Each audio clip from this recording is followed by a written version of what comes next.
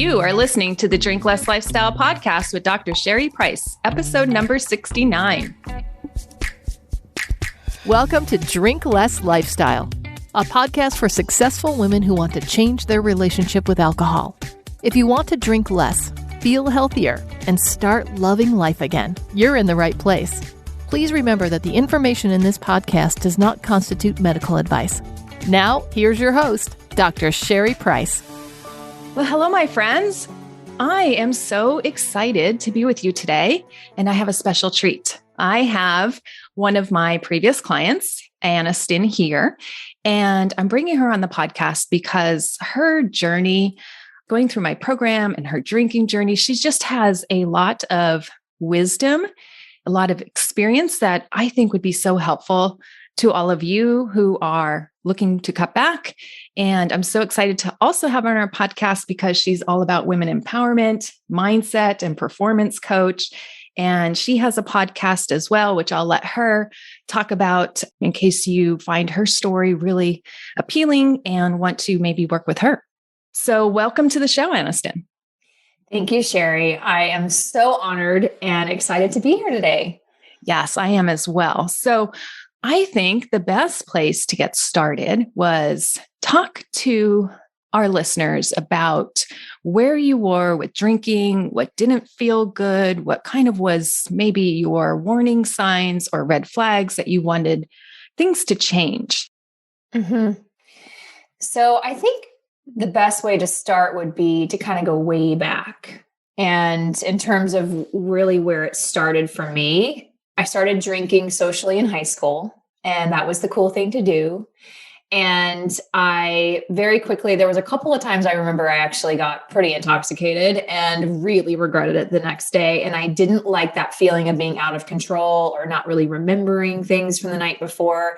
I certainly didn't like the feeling of being hungover or throwing up the next day. And so thankfully for me, I decided I didn't want to do that, but I did drink a lot. I just didn't let myself drink to the point where I was out of control.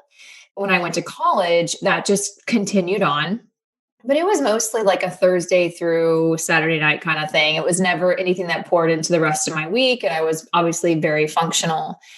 In my early 20s, I left corporate America to go work as part of the cruise industry. And, when you work on a cruise, the saying is, every day is a Saturday. And it became this thing where when your shift was over, and for me, that was usually around 8 or 8:30 in the evening, you eat, sleep, breathe everywhere on this ship, and everyone that you're around is celebrating, they're on vacation.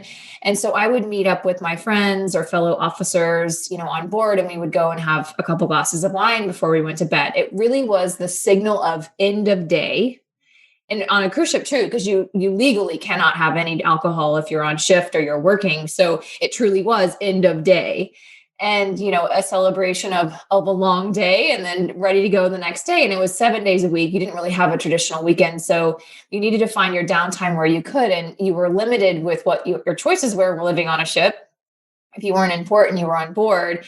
And so for me, that's where I feel like I would say my wine drinking habit, because it was really more so wine. It wasn't so much hard alcohol or beer. It was just like specifically wine that I had this association of reward, relaxation. And so it started, that 7 day a week. I remember after my first contract coming home and saying to my sister, who's one of my best friends, I just said, oh my gosh, I could probably count on one hand how many days out of the last 6 months I didn't have alcohol.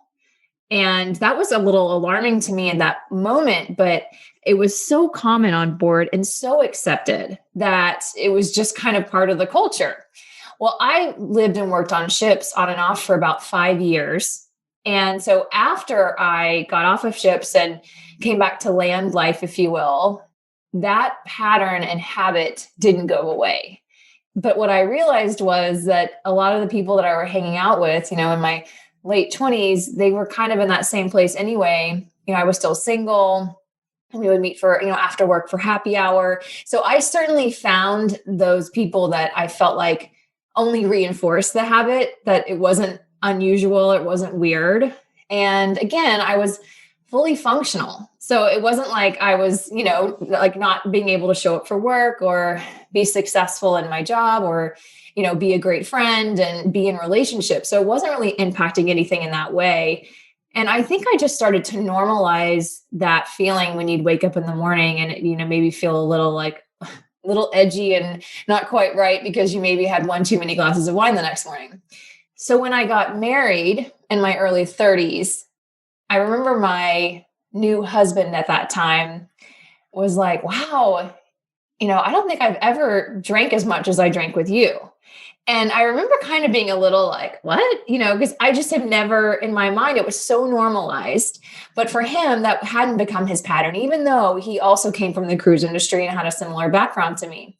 And so I remember kind of being a little defensive about that. And I was like, what do you mean? I mean, we've just gotten married and, it's fun to have a glass of wine together after a long day. So I totally enrolled him in this habit. Okay. I totally take the blame for that because that was not something that was natural to him.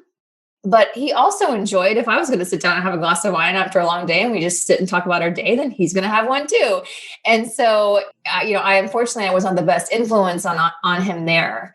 And so the pattern just continued and continued. Now we're into my mid 30s. Okay. The story started in my early 20s and I had, got pregnant, had 2 babies. And while I was pregnant, was able to stop drinking. That was fine.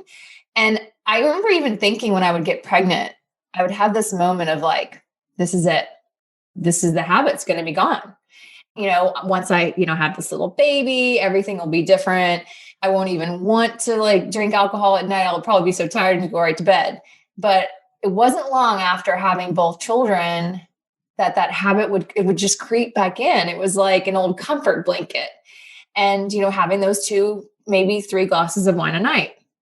So fast forward to, I guess, the last year or 2, especially as I've gotten more fully into what I would say my life purpose is. And I'm deeply spiritual. I have studied personal development and self-help for 2 decades. I mean, I am someone who I feel like really spends a lot of time on building self-awareness. And yet I had this one thing that I felt like this habit that I was becoming more and more ashamed of because it felt more and more out of alignment with who I am today. It would be like me trying to put on the same jeans I wore when I was 24. You know what I mean? It was like this element of me that just no longer felt like it fit, yet it continued. And I would try certain things, like I would do a dry month or a dry week, or I would say, okay, I'm, going to quit for however much time. And while I could do it successfully, the pattern would always resurface, whether it be a stressful week or we go on a vacation. It was like I had no resilience to be able to redefine what my relationship with alcohol was going to be. And at no point did I feel like it was out of control. However, it was the one thing I felt like I didn't have control over and kind of felt disempowered about. Mm-hmm. And honestly, I felt like as a coach and as a teacher and a healer that I would have been ashamed. And I hid it. I certainly wouldn't have just opened up to my clients and said, hey, this is something I'm really struggling with. And so it was this year really that I felt like it's time for me to get a hold of this and to redefine what that is. Not that I wasn't to the place where I said, I don't want to abstain 100%, but I need to feel like, just like I feel like other things in my life, that everything in moderation doesn't have to be every day. And I just didn't want to think about it anymore. So that's really what brought me initially to you and to your program. Yeah. And I love that you kind of owned that, because I think that sometimes owning the journey, and specifically, you're spiritual, you're also into self-help, you're a coach, you're into empowering people, being that beacon of professionalism, maybe, the reputation. And I know that can double the shame, triple the shame, right? It's like, okay, I'm helping other people heal. I'm helping other people in their journey, but gosh, this feels terrible that I can't do this for myself. And I know what that felt like, right? Being in healthcare, I had my different flavor of shame. And I know I've helped women who are in the substance abuse arena, right? Whether they're therapists or addiction specialists, right? And they're like, gosh, I shouldn't have this problem because this is what I help other women or people do, but yet I do.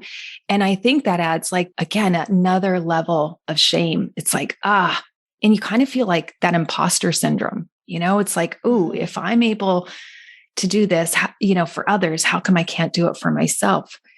And I love it that didn't stop you from seeking help and wanting to get a handle on this. How did that look like? And what was attractive to join Drink Less Lifestyle?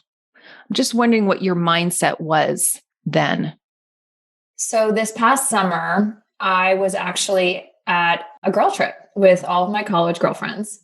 And we were sitting around, and I think I brought up a conversation, and I think I did it in a way, I think some other women who are listening might be able to relate to this, where when you're feeling a little uneasy about something in your life, it's very common to want to like kind of bring it up with the people that you love and respect with, just to make sure you're not alone in this. Right. And so I was like, hey, so how much do you guys do you drink every day? Because when we get together, us girls, I mean, we love to drink wine together and, but we only see each other once a year. So I don't really know what they are like the rest of the year.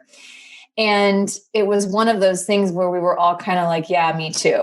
It was a me too moment, which makes you feel really good, but it kind of left me feeling like, I mean, this is kind of crazy that like, why do I feel so guilty about this? It seems like most women I know, and even men, especially after COVID, they'll have a glass of wine or two or drinks at the end of the day, and it's not a big deal, but it still felt like a big deal to me. And one of my girlfriends, whom I love dearly, said to me, I really started struggling with this a lot during COVID. And to the point where I thought, I probably need to do something. And she started reading books, and she actually found your podcast. And she lovingly said, hey, I love this podcast and you should listen to it. And I remember listening to your first couple of episodes, which are just so amazing because you really speak into who you are and were and what you were dealing with. And I related to it so much. I felt like you were describing my life. I was like, this woman knows my life. She knows exactly what I want. And, you were really specific too. You said, listen, this is who I serve and this is how I serve them. And my goal is that you get to define what your end goal is, because what wasn't appealing to me in the moment was to label myself. Like, I no longer drink 100%. And maybe one day I'll get there. I don't know. But right now I was like, I'm looking for control and I'm looking for moderation. I'm looking to take back the power. So like, as you say, you can take it or leave it.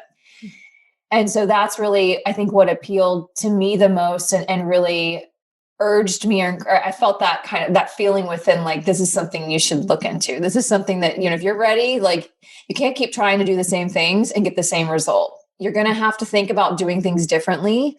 And I think it was that investment of time, investment of it was that just making the decision, putting the stake in the sand and saying, now I'm doing something different and I am going to invest and feeling differently, because it's not worth me waking up every morning in a guilt shame cycle when there could be something that could help me get out of that. Mm-hmm.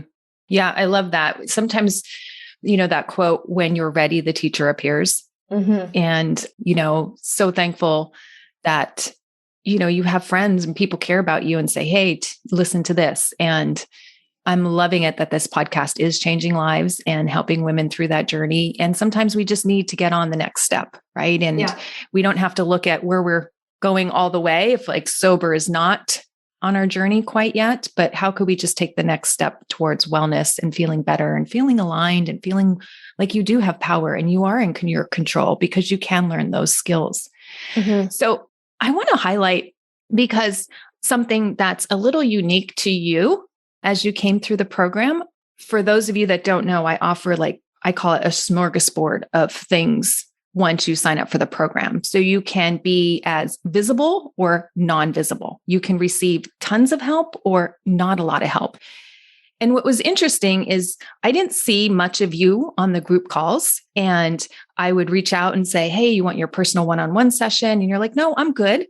And I just think that's really interesting, because we'll talk about, the success you have and where you're at now. But I just found that interesting that you took only the pieces of the program that worked for you and that felt aligned for you. Do you want to speak to any of that?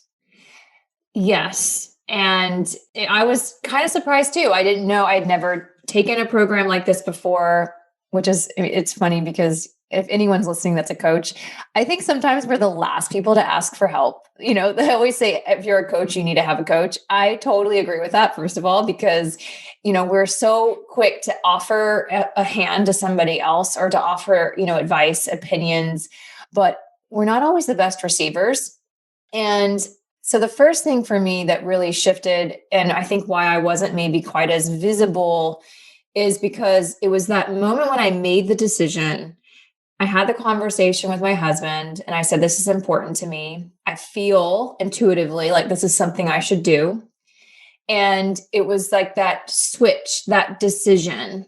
Sometimes I've heard the words like, in the transaction is the transformation. Sometimes like the minute the transaction goes through, the transformation begins, because that's when the choice happens. We waste a lot of energy going back and forth between will I or won't I? Will I look at it? Will I won't? And I think I kept this habit, this pattern in the shadow. I didn't want to look at it. I really didn't want to look at it. And so it was through this process that you created this really safe space in this container to look at it.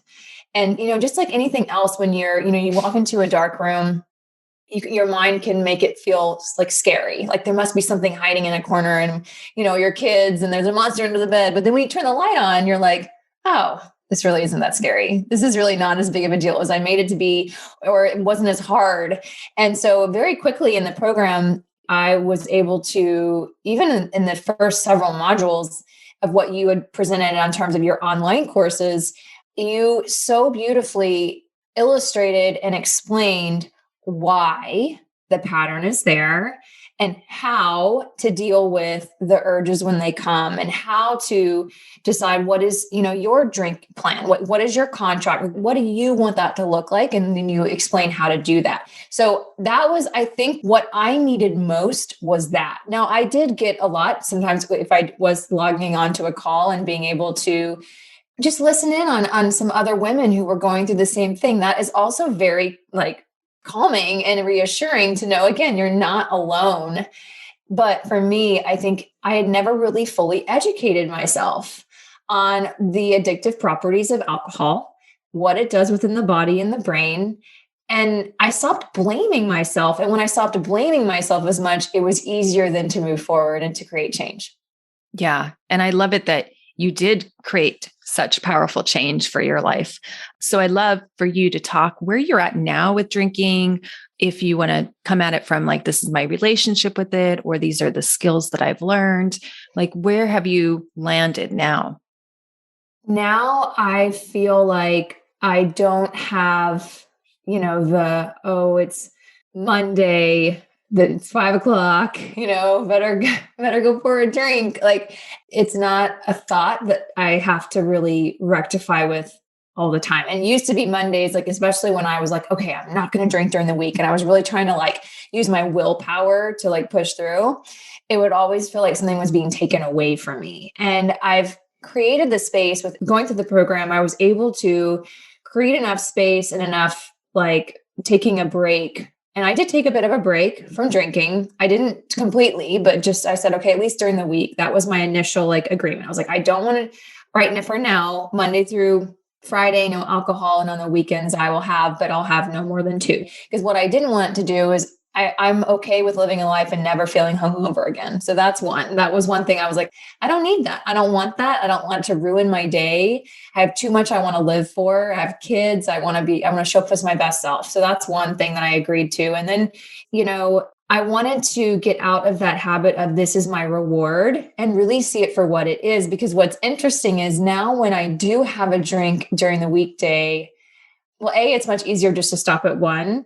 But then it makes me so tired compared to when I don't have one that I realize all the things I really enjoy about the evenings, it doesn't enhance, it actually diminishes. But it took me creating that space and the awareness for it to not be scary anymore for me to do this. that I realized that I had always thought drinking equaled fun and it equaled enhancement.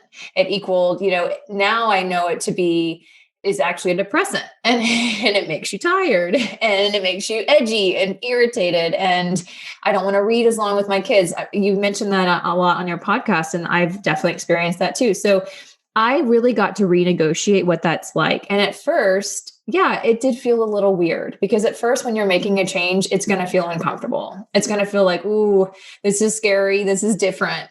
But thankfully, I have an amazing husband who was very supportive and did it with me. And he's like, well, all right, so tell me what your plan is for the week. And then, I'll align my plan with yours.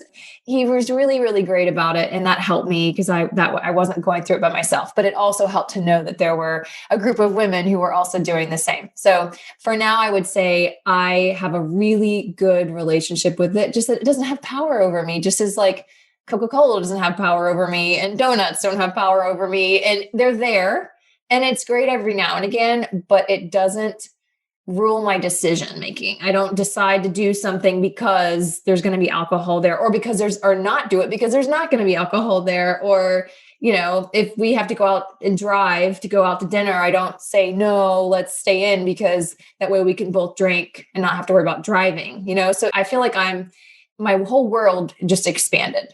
Yeah, that's great. And I love how for you, having your husband's support, going through that together was a beautiful thing for you. And I know some women in the program choose to share this journey with their husband, and you don't have to, right? Some women go through the program and they feel safer. They feel that they don't want the extra accountability or pressure or judgment or whatever they feel. And that's fine too, right? Just to create that space, and you only know what's best for you in terms of when you're ready to let others know.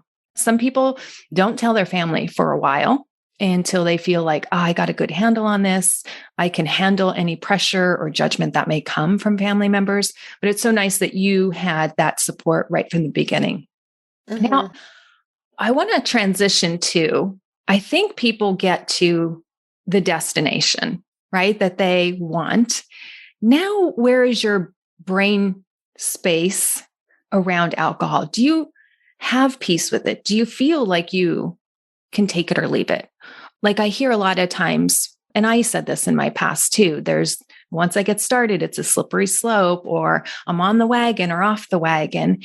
And I know for me, I've created, like you said, that space to like really analyze, is that true? Like, did I just give my power away? So how are you feeling now? Are you at peace with your relationship with alcohol?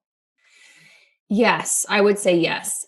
Now, there will every now and again be a day where I'll notice, I'm like, oh my gosh, it's been a day, and old behavior, old thought patterns will come up. But the difference is that I feel like I become very aware of it pretty quickly. And I question it more because I'm like, really? Or could I have a cup of tea and it be just as relaxing? Probably.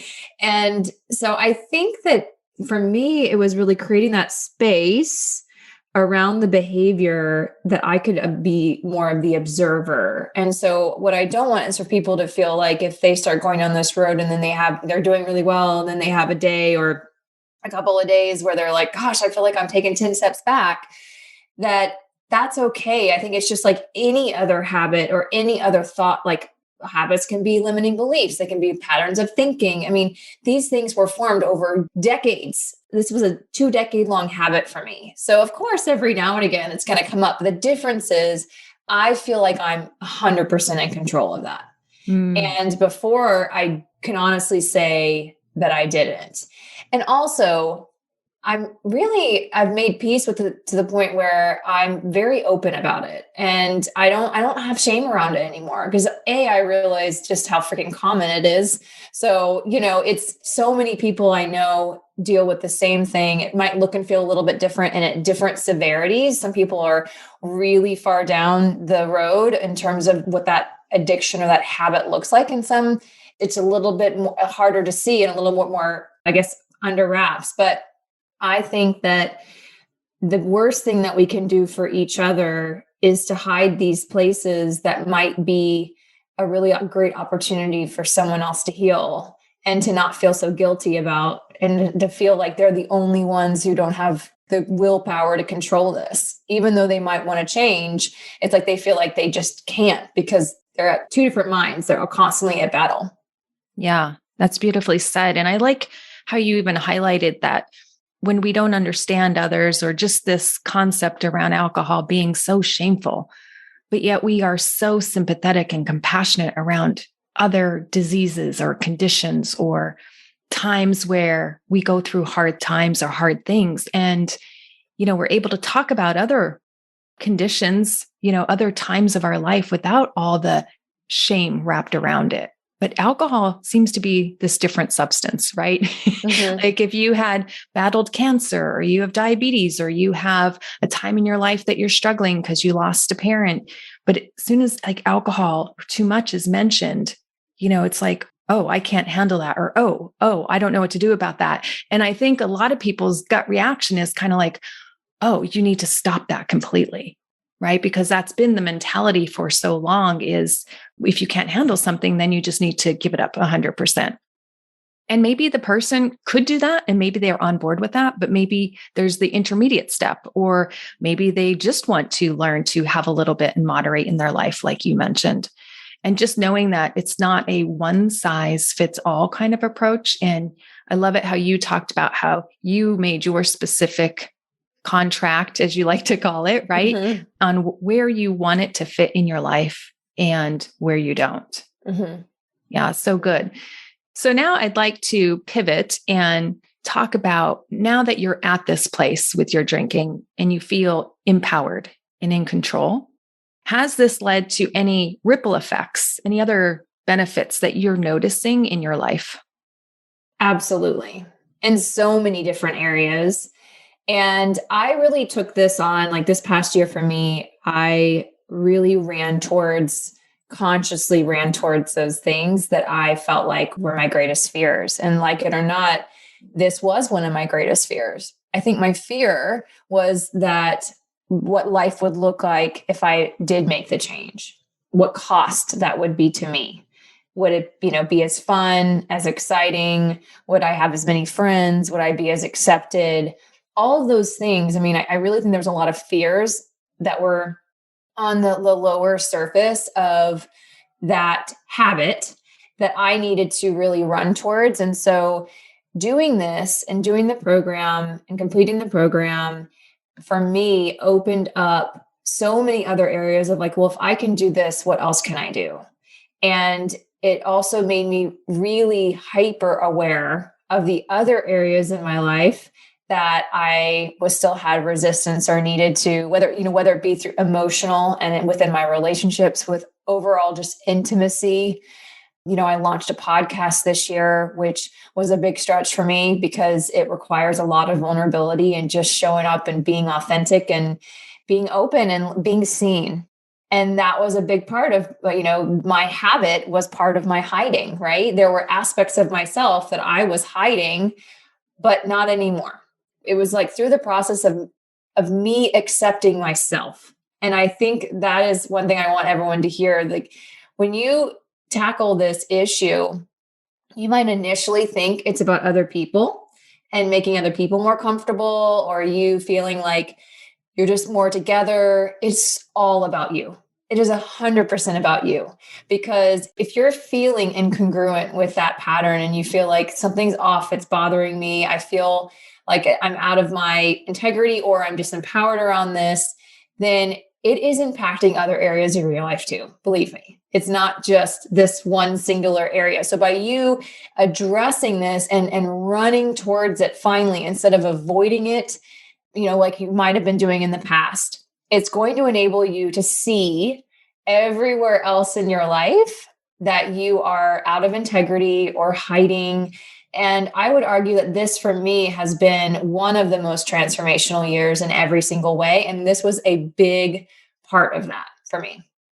Yeah. And I'm just reflecting about my journey, right? And I hid in the drinking as well. And I love how you beautifully explain that, because I didn't see it as hiding. I saw it as coping. And I talked about it was a coping strategy, but now I have more clarity around it. It was hiding. I was hiding because I didn't think I could be the mom my daughter needed me to be.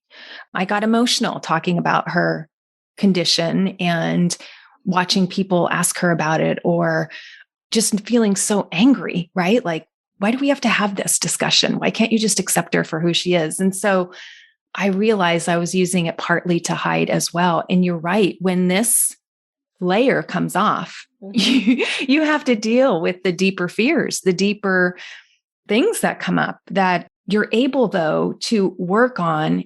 And what I find beautiful is solve it, meaning learn how to use that and learn from it to make the changes in your life that you truly want, that you've been kind of avoiding, or maybe you didn't know how, right? But showing up and saying, okay, this is something I really want to work on. What are my fears? And running for that.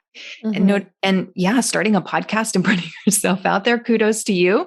I know going through that, I had a lot of stuff come up for me. I'm like, oh no, can I share my journey? Oh my gosh, what are the people going to think and what are they going to say? And it's really beautiful when you can be yourself in the world and accept yourself no matter what happens, no matter what the people say. And learning to trust yourself again is a beautiful thing. And that is a skill. Like, it just doesn't fall out of the air or a pixie dust, right? It's actually something you work towards. And I want women to always think about that and hear that. Like, it is something you work on and you develop skill by taking the next step. Yeah. On the other side of the drinking habit for me was learning how to communicate my needs, learning how to vocalize when I was stressed, anxious, and not just grab a glass of wine and down it and just repress.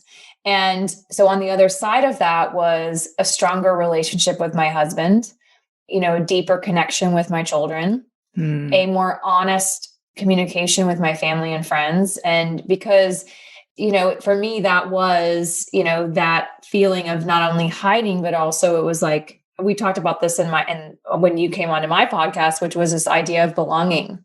And when I was young, felt always, if I had a drink in my hand, I belonged in the group that I never really felt like I belonged in. And that just perpetuated itself throughout the rest of my life. And so, I would urge anyone listening to really question, because I think it'll be different for every person, but what does that drink symbolize for you? Like, what is it really about? Yes. And where did it start? And not that you have to know where it started to heal, but I think for me, it was really pivotal for me to understand why it started in the first place. Because if you don't question it, then it still has power over you. But then you realize you're like, oh my gosh, like this pattern has just been perpetuating and would continue, I believe, to perpetuate my entire life if I hadn't have taken the time to really investigate it. Yeah, that's so good. Because that's really what it's about, right? Getting to the root of why we do the behavior, right? The behavior is one thing, and we don't need to judge the behavior. Yes, a lot of us judge our drinking. We're mad when we overdrink. We feel upset with ourselves. We feel disappointed. But I think the deeper question really comes from, why does the behavior exist? What am I getting out of this behavior? And really seeing how we can remove that or change that so that we change the relationship with alcohol. We change the relationship with the behavior of drinking. Beautifully said. Anniston, it has been so awesome to have you on the podcast. I really appreciate you sharing your experience going through your journey with drinking. And just, it's a beautiful thing to be able to share that without shame and get to this place where you have peace with it. That's a beautiful thing. As we close, Anniston, any parting comments, or how can my listeners find you, and what's the name of your podcast? Well, thank you. And thank you again for having me on. In terms of closing comments, I would just say, if you're listening to this and there's that voice inside of you that is saying, oh my gosh, me too. Oh my gosh, I really relate to this story, that I cannot urge you enough to really make this the year, make this the time that you really get real with it and deal with it and see what's on the other side of it. Because I can guarantee you what's on the other side of it is a much broader, more expansive life experience. And it will be the you that knows that you are always in control and that this never really had control over you. And in terms of finding me, my husband and our coaching company is called Empower University, and our podcast is The Empowered Life. And we would love to connect with you at any time. That's awesome. And we'll put links in the show notes for you to be able to click on there and check their podcast out and their materials and their website. Anniston, thank you again so much for coming on the podcast. All right, listeners, it's been great to be with you, and I will see you next week. Thanks for listening to Drink Less Lifestyle. If you're ready to change your relationship with drinking now, check out the free guide, How to Effectively Break the Overdrinking Habit, at sherryprice.com/startnow. See you next week.